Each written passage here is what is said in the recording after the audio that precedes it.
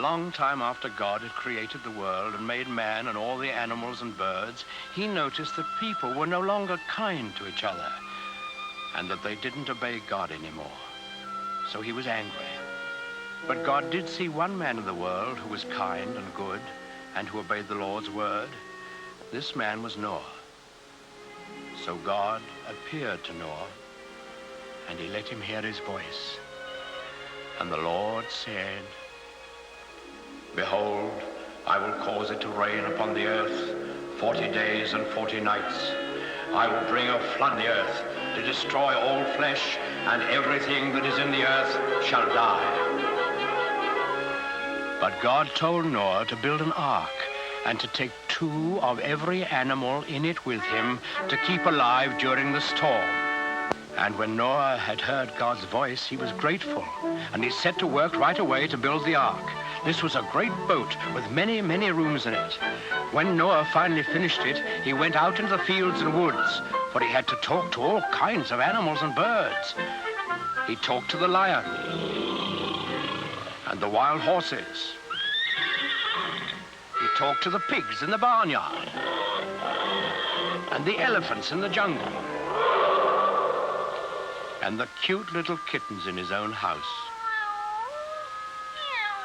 Noah talked to all the animals on the face of the earth, even to the doves, cooing in their nests.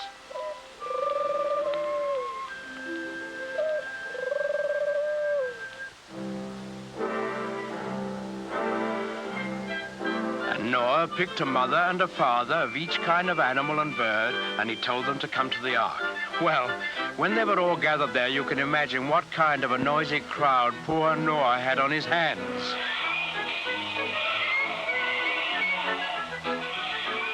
What with lions roaring and pigs squealing and monkeys chattering and hyenas laughing, well, it must have been noisier than a crowd of children on the annual Sunday school excursion.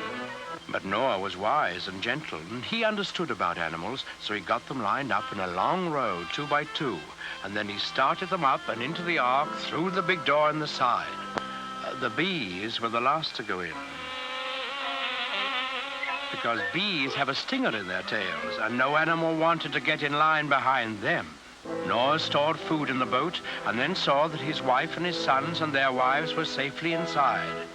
Then he shut the big door behind him and he bolted it so that no one could get.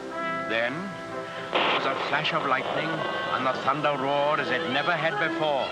Big black clouds hid the sun so that it was almost as dark as night. And out of those clouds came the greatest rain the world has ever known. It lasted for 40 days and 40 nights, as God had promised Noah. All the land was covered with water, and not a house or a living thing remained anywhere.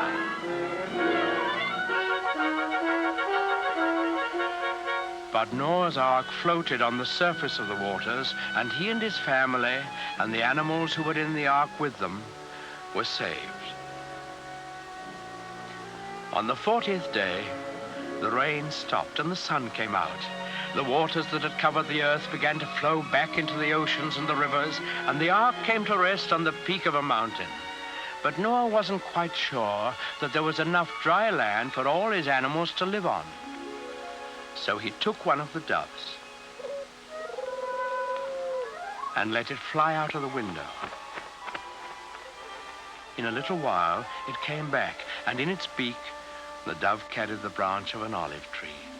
Noah knew that this must be a sign from God that he had restored quiet and peace to the world. So he opened the door of the ark, and he and his family and all the animals came out on the dry land, and they praised God and thanked him. Then the Lord appeared again to Noah. He promised him that he would never again send a flood to destroy the earth. And he sealed that promise with a beautiful symbol, which he set in the sky for all of us to see. That symbol, the token of God's everlasting faith in man, is the rainbow.